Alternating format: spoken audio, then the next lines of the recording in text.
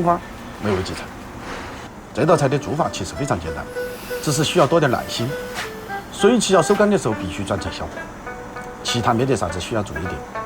今天这道胡椒花螺受到了领导们的一致点赞，所以又特别批准了一笔经费，让我重新再煮一次，努力把在异乡的日子过成在故乡一样。漂泊2个字听上去有些凌乱，悟透了，却也欣然自然。我是楚贼，下期见。